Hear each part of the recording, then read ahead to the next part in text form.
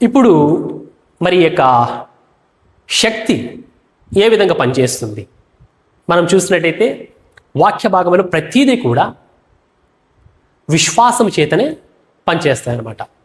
So అదే విధముగా ఇది కూడా విశ్వాసం ద్వారానే పనిచేస్తుంది. కానీ విశ్వాసము ఎప్పుడు కూడా జ్ఞానము మీద ఆధారపడి ఉంటుందన్నమాట.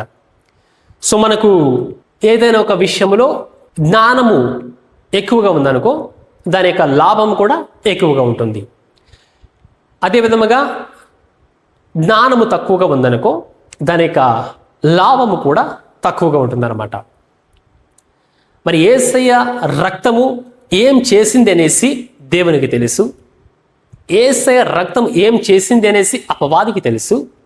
యేసయ్య రక్తం ఏం చేసింది అనేసి మనము కూడా తెలుసుకున్నట్లయితే దాని యొక్క లాభం అనేది దాని యొక్క బెనిఫిట్స్ని మనము ఈ భూమి మీద ఆస్వాదించవచ్చు. దీనికి ఒక ఉదాహరణ చెప్పాలి అంటే మనం చిన్నప్పుడు కొన్ని దృశ్యాలు చూసే ఉంటాం. ఒక బాలుడు ఒక ఉన్నతమైన కుటుంబంలో జన్మించి ఉంటాడు. కానీ సడన్గా అతడు తన యొక్క పేరెంట్స్ని కోల్పోవలసి వస్తుంది, లేదా ఆ లేక తల్లిదండ్రులు అతనికి దూరం అవుతారని చెప్పచ్చు. అప్పుడు ఒక బంధువు దగ్గర ఆ అబ్బాయి పెరుగుతూ ఉంటాడు. ఆ బంధువే ఆ సామ్రాజ్యం అంతటి మీద కూడా ఆధిపత్యం కలిగి ఉంటాడనమాట. ఈ అబ్బాయి వాళ్ళ దగ్గర ఒక పనివాళ్ళ పెరుగుతూ ఉంటాడనమాట. కానీ యాక్చువల్గా చెప్పాలంటే అతడే వాటన్నిటి కూడా వారసుడు అనమాట. కాకపోతే ఆ వ్యక్తికి ఆ యొక్క జ్ఞానం లేదు గనక ఇంకా అతడు ఒక దాసునిగానే జీవిస్తూ ఉంటాడనమాట.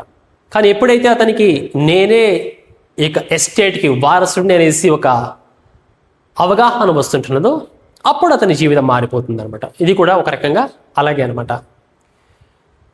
యేసయ్య రక్తము గురించి మనకు ఒక అవగాహన అనేది ఏర్పడినప్పుడు దేవుడి ఈ భూమి మీద మనకి ఇచ్చిన ఒక పరిపూర్ణమైన జీవితమును జీవించడానికి మనకు అది ఉపయోగపడుతుంది అనమాట.